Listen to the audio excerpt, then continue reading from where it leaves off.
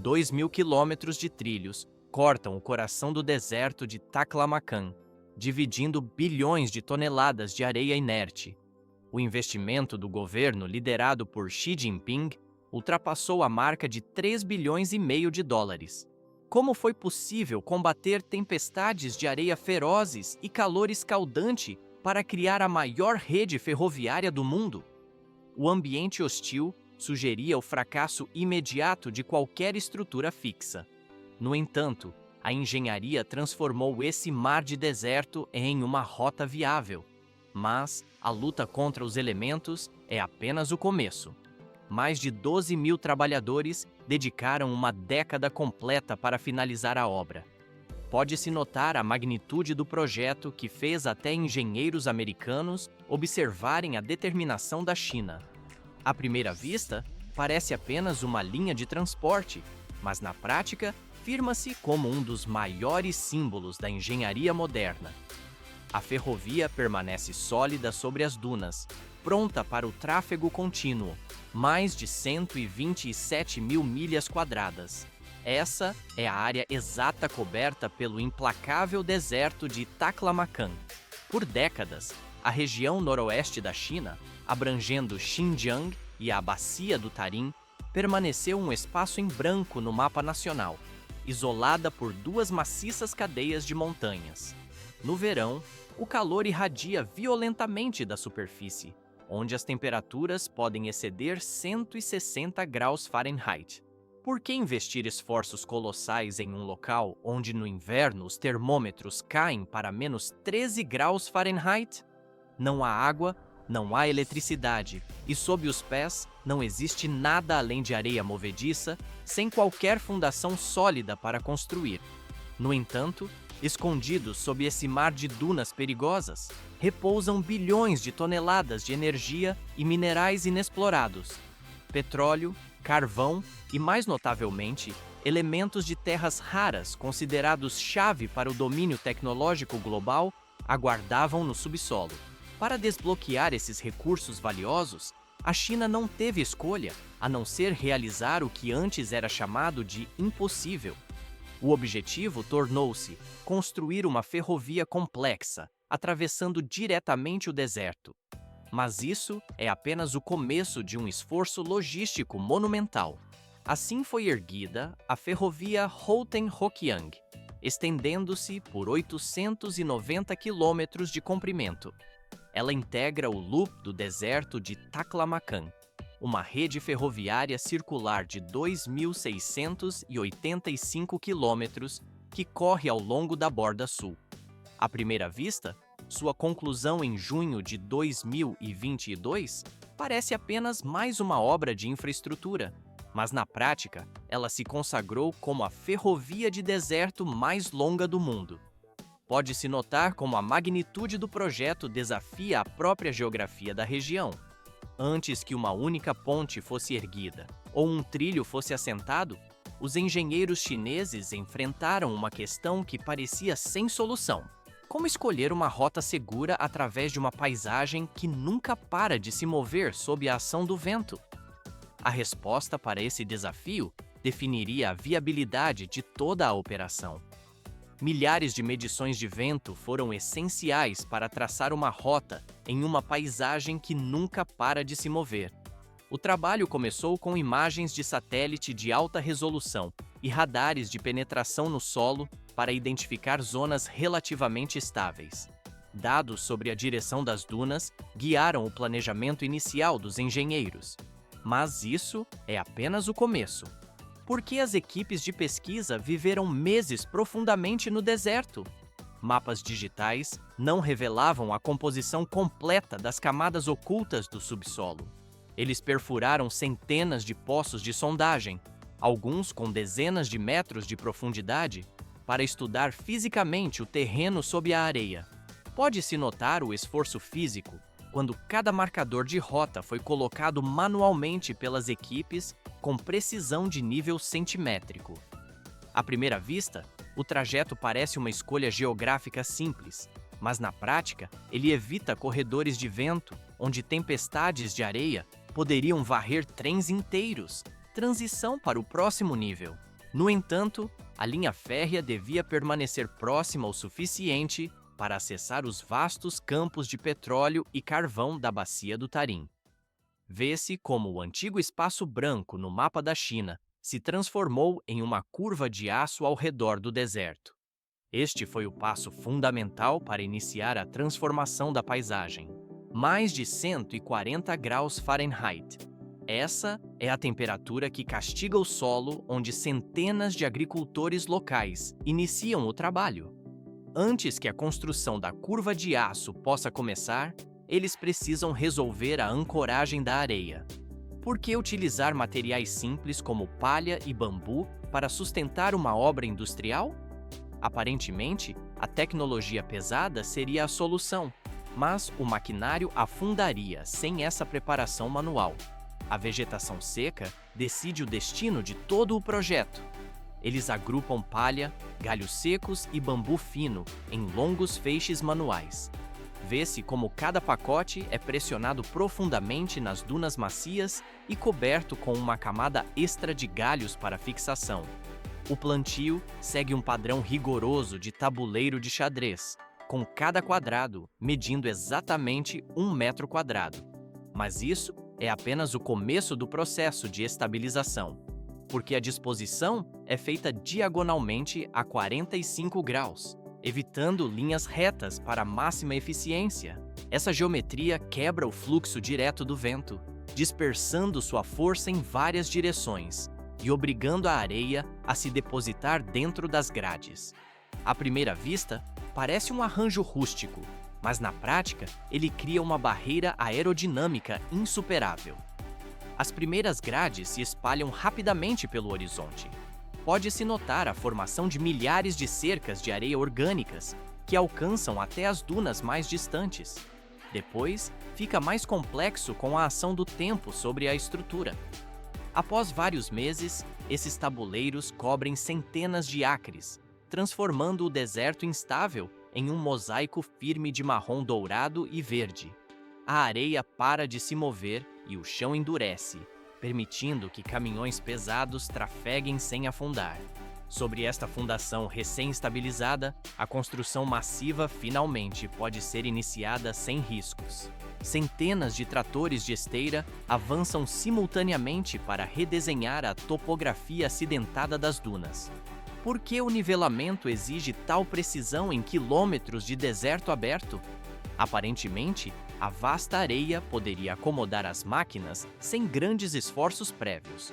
Mas, sem uma superfície perfeitamente equilibrada, o peso colossal do equipamento de construção provocaria o risco imediato de colapso. As lâminas de aço cortam as cristas altas, redistribuindo a massa para as áreas mais baixas sob a vigilância de topógrafos que conferem a inclinação. Mas isso é apenas o começo da transformação física.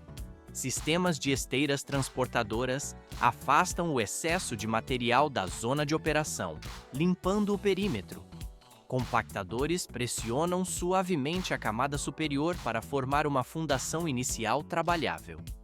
À primeira vista, injetar água no deserto parece contraditório, mas na prática, a umidade é essencial para ligar os grãos soltos. Engenheiros utilizam braços longos de aspersores e tubulações subterrâneas para pulverizar quantidades controladas de água subterrânea sobre o local. A umidade penetra vários centímetros de profundidade, criando uma camada mais densa e coesa. Vê-se como rolos compressores pesados entram em ação assim que a areia atinge o nível exato de umidade. O equipamento gradualmente elimina bolsas de ar e trava as partículas no lugar com a pressão dos cilindros. O estrondo constante dos tambores de aço ecoa pela paisagem árida a cada passagem lenta sobre a areia movediça. Nesta etapa, o processo não termina. Sob o sol do deserto, a superfície seca e endurece o suficiente para carregar o peso de guindastes, misturadores e caminhões de suprimentos. Uma fundação sólida é construída a partir do nada, usando apenas areia e água. Caminhões basculantes já trazem a carga seguinte para o reforço. Cargas pesadas de terra avermelhada são despejadas sobre a areia recém-estabilizada.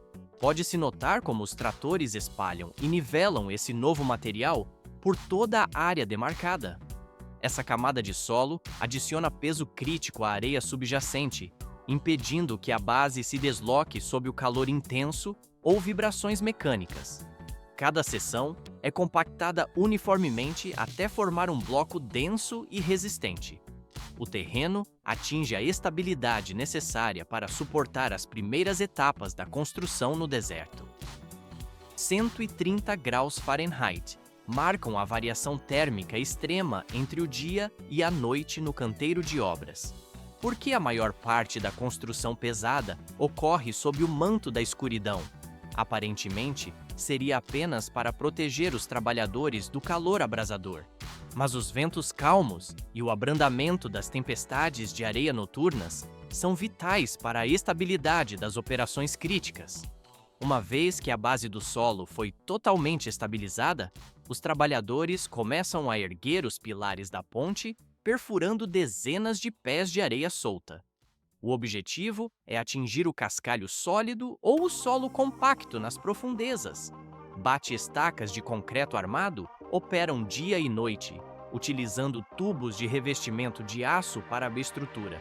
Pode-se notar o uso contínuo de lama bentonítica circulando para impedir que os furos recém-abertos desmoronem. À primeira vista, a concretagem das estacas parece uma tarefa bruta, mas, na prática, exige o posicionamento das gaiolas de aço com precisão milimétrica. Qualquer desalinhamento mínimo causaria a inclinação da estaca ou a perda de estabilidade estrutural. O concreto é derramado de baixo para cima através de tubos tremi, expulsando o ar para evitar bolsões vazios. Graças a essas estacas de aço e concreto, a fundação da ferrovia parece criar raízes profundas no deserto. Mas isso é apenas o começo da transformação da paisagem. 11.000 pilares de ponte começam a subir, fileira após fileira, formando uma vasta floresta de concreto que atravessa as dunas. Cada pilar se eleva entre 16 e 50 pés de altura, moldado com formas deslizantes que sobem gradualmente. O concreto é reforçado com aço galvanizado e aditivos resistentes ao sal, para suportar o clima corrosivo. Vê-se como os vãos curtos e uniformes entre os pilares minimizam os efeitos do vento e das mudanças de temperatura. Ao pôr do sol atrás das montanhas Kunlun, as linhas intermináveis se estendem como um esqueleto inabalável. Depois fica mais complexo. No topo dessas tampas de pilar, milhares de vigas caixão de concreto protendido são içadas para o lugar, usando guindastes de esteira pesados ou pórticos autolançáveis. Cada viga possui mais de 100 pés de comprimento e pesa várias centenas de toneladas. Elas viajam em vagões planos especializados e são elevadas uma a uma. Engenheiros alinham os segmentos com precisão a laser, mantendo tolerâncias dentro de apenas alguns milímetros. O processo está apenas ganhando velocidade nesta altura. Uma vez fixados os vãos, as equipes concretam as lajes do tabuleiro ou instalam painéis pré-moldados, criando a superfície lisa para os trilhos. Cada vão foi espaçado estrategicamente para permitir que o vento varra livremente por baixo, levando a areia à deriva para longe e impedindo que ela enterre a linha.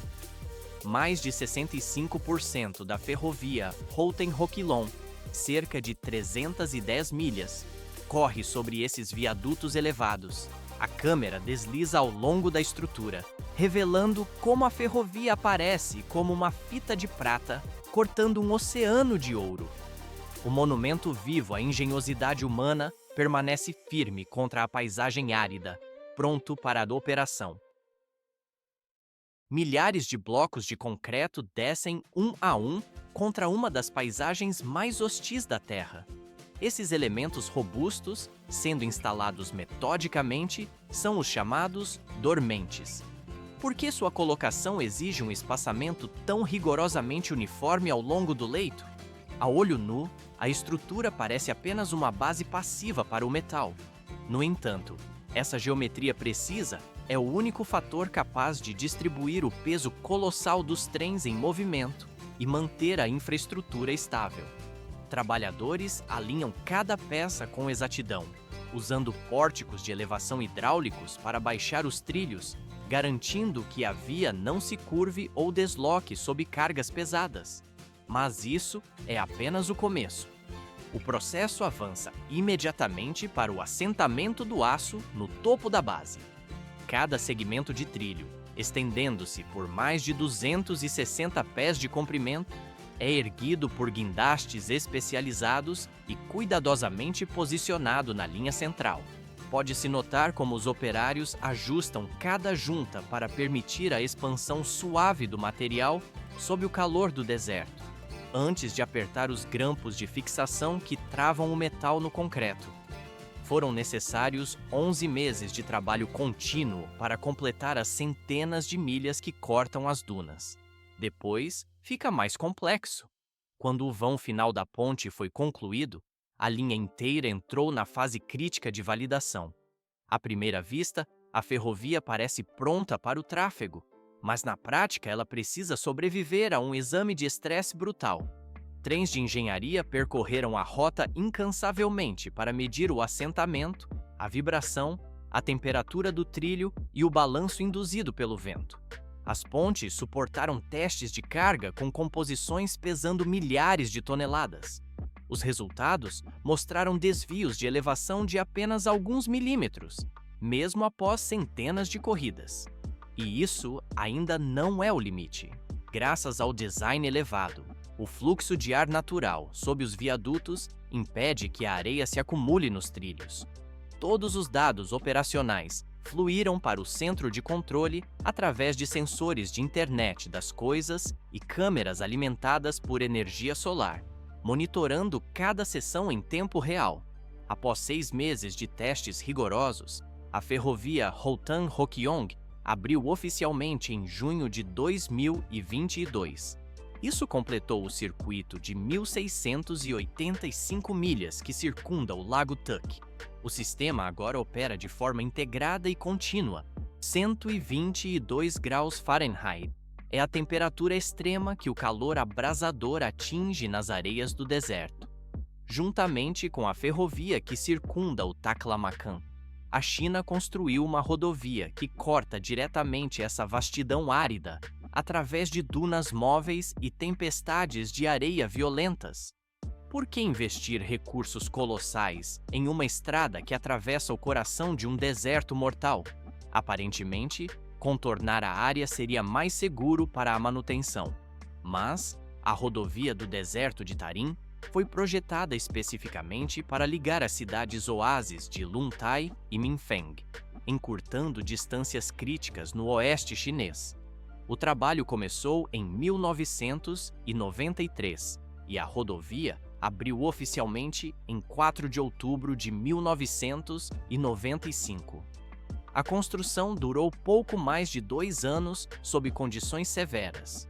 O projeto custou cerca de 1 bilhão e 750 milhões de yuans, ou aproximadamente 260 milhões de dólares. Mas isso é apenas o começo. À primeira vista, a superfície da estrada parece um asfalto comum estendido sobre a areia, mas na prática ela esconde uma fundação multicamadas complexa. Cascalho, esteiras de palha e geotêxteis formam uma base técnica projetada para impedir que as areias à deriva enterrem a rota. Hoje, a rodovia do deserto de Tarim conecta fazendas solares isoladas e postos de pesquisa científica, servindo também como passagem para o ecoturismo em paisagens inóspitas. Pode-se notar como o sol incide implacavelmente sobre a região por mais de 2.700 horas a cada ano. A área classifica-se entre as mais altas em radiação solar em qualquer lugar do mundo. Em vez de deixar o calor queimar a areia, engenheiros o transformaram em uma vasta fonte de energia renovável. Depois, fica mais complexo. Ao longo dos mais de 436 quilômetros da rodovia, 86 estações de bombeamento, movidas à energia solar, foram erguidas estrategicamente. Cada estação é equipada com centenas de painéis fotovoltaicos que geram eletricidade para bombear águas subterrâneas de profundidades superiores a 100 metros. Essa água viaja por uma rede de tubulações subterrâneas e é distribuída usando tecnologia de irrigação por gotejamento. Isso permite que mais de 200 mil árvores sobrevivam ao longo da estrada em uma região que recebe quase nenhuma chuva. O processo está apenas ganhando velocidade. Como resultado, a rodovia Tarim tornou-se a primeira via expressa do deserto livre de carbono do mundo. Vê-se como a luz solar gera eletricidade, a eletricidade produz água, e a água sustenta a vida no que antes era conhecido como o Mar da Morte. O local agora se torna um dos maiores laboratórios ecológicos do planeta, onde a determinação humana encontra a tecnologia. O turismo no deserto começou a prosperar à medida que o transporte se tornou mais acessível pelas novas rotas. Nas bordas dos desertos de Taklamakan e Gobi, vastas florestas artificiais e reservatórios de água foram desenvolvidos em parques que combinam pesquisa científica com experiências turísticas. Em algumas regiões, o turismo comunitário cresce, misturando o ecoturismo com a herança cultural uigur e mongol. Viajantes podem participar de passeios de camelo, que duram de 2 a 5 horas, dependendo da rota escolhida. A câmera desliza sobre as dunas ondulantes que se parecem com ondas do oceano enquanto as caravanas avançam. Parando em áreas de descanso montadas no meio das areias, cada viagem custa entre 40 e 120 dólares americanos. Ao combinar conservação e educação, o deserto de Taklamakan hoje prova que é possível viver em harmonia com a natureza através da restauração ecológica. Milhares de toneladas de concreto e aço cortam as dunas móveis do deserto. A engenharia chinesa estabeleceu uma rota ferroviária complexa sobre a areia. Por que desafiar a natureza com ferrovias pesadas neste solo? À primeira vista, o terreno instável inviabilizaria a fundação. Mas na prática, viadutos elevados e técnicas de fixação de solo conectam margens consideradas impossíveis. Pode-se notar como a estrutura resiste ao calor escaldante sem deformações críticas. A obra transforma o vazio árido em um símbolo físico de inteligência técnica e vontade. O processo está apenas ganhando velocidade. A construção civil redefine seus próprios limites físicos, integrando a tecnologia avançada à história humana de forma definitiva.